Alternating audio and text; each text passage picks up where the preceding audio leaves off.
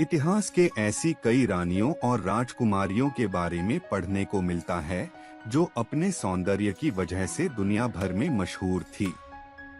हालांकि ये अपने सुंदरता को बरकरार रखने के लिए कई तरह के अजीबोगरीब काम भी किया करती थी।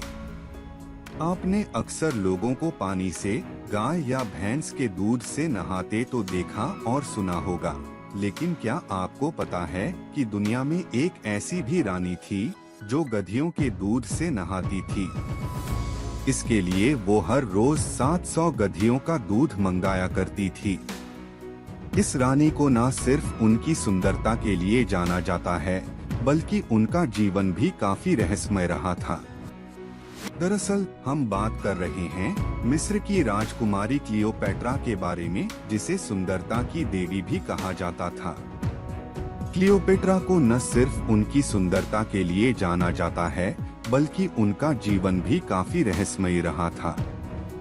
आपको बता दें कि क्लियोपेट्रा दिखने में जितनी सुंदर थी, उससे कहीं ज्यादा चतुर और षड्यंत्रकारी भी थी। पिता की मृत्यु के बाद मात्र 14 वर्ष की आयु में क्लियोपेट्रा और उसके भाई टोलेमी दियोनिसस को संयुक्त रूप से राज्य प्राप्त हुआ।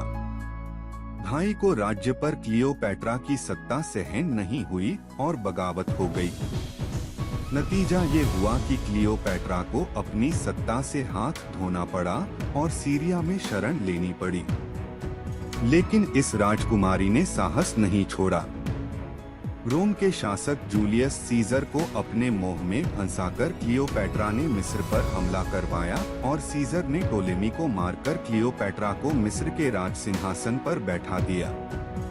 कहा जाता है कि क्लियोपेट्रा इतनी खूबसूरत थी कि वो राजाओं और सैन्य अधिकारियों को अपनी सुंदरता के जाल में फंसाकर उनसे अपने सारे काम निकलवा लेती थी।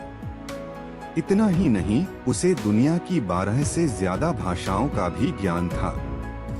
यही कारण था कि वो जल्दी ही किसी से भी जुड़ जाती थी और उसके सारे राज जान लेती थी।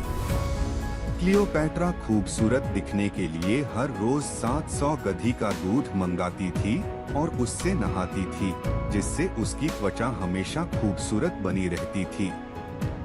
हाल ही में हुए एक शोध में भी यह बात साबित हो चुकी है। तुर्की में हुए एक अध्ययन के अनुसार एक शोध के दौरान जब चूहों को गाय और गधी का दूध पिलाया गया, तो गाय का दूध पीने वाले चूहे ज्यादा मोटे नजर आए। इससे यह साबित होता है कि गधी के दूध में गाय के दूध की तुलना में कम वसा होता है, जो हर लिहाज से बेहतर होता है। कहा जाता है कि क्लियोपेट्रा मिस्र पर शासन करने वाली अंतिम फराओ थी। हालांकि वह अफ्रीकी, कॉकेशियस या यूनानी थी, ये अभी तक रहस्य ही बना हुआ है। इस पर आज तक शोध जारी है। क्लियोपेट्रा की मौत महज 39 वर्ष की आयु में ही हो गई थी, लेकिन उसकी मौत कैसे हुई, ये भी आज तक रहस्य ही बना हुआ है।